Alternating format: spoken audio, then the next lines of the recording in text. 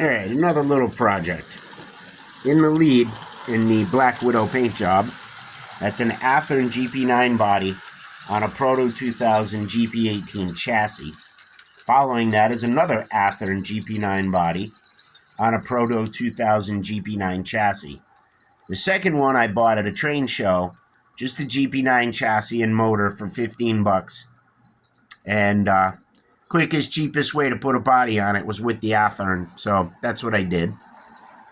And the lead one was my GP18 that I bought almost 2 years ago now. It was my first Proto 2000. It was an undecorated, low hood, no dynamic brakes.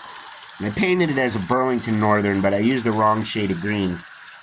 I was thinking about repainting it because it was a really nice locomotive. But I decided to do away with my Burlington Northerns because I want my diesels to be from the era where locomotive or railroads were transitioning from steam to diesel. The GP18 was a little late for that. Maybe even the GP9 is a little late for that, but heck, we'll call it a GP7 because most people can't tell the difference anyway. And of course, Burlington Northern didn't exist in the steam era. The Great Northern and the Burlington Railroads did, but Burlington Northern didn't. So I decided to convert my Burlington Northerns to Pennsylvania Railroad because I have 4 Pennsylvania steam locomotives now, and I wanted some diesels to go with them.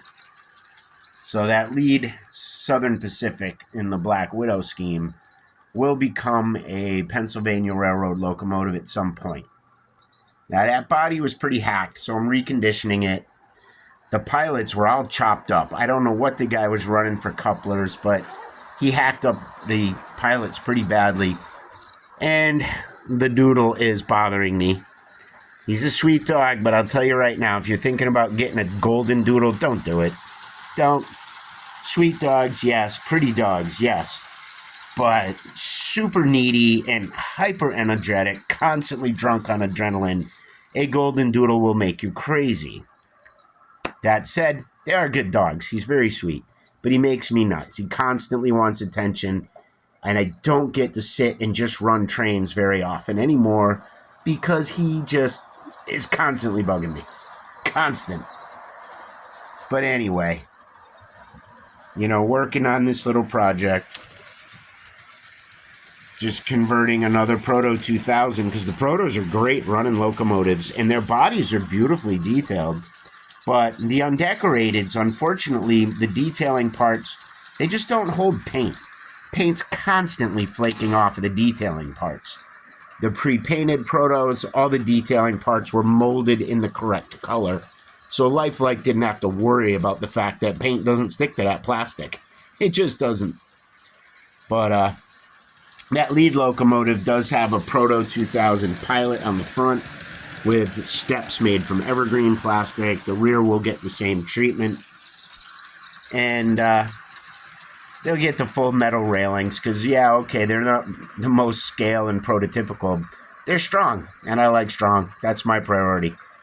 So anyway, that's the latest project. All my steam ones are on hold because I burn out on those, and I've got the L1 Mikado and the USRA Mountain that I'm going to repaint, but I just haven't been in the mood, so I'm tinkering with diesels again.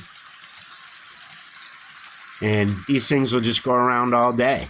The funny thing is I do have an Athearn GP9, and if I try double heading it with any Proto 2000 locomotive, the Athearn literally just pushes the Proto right off the track.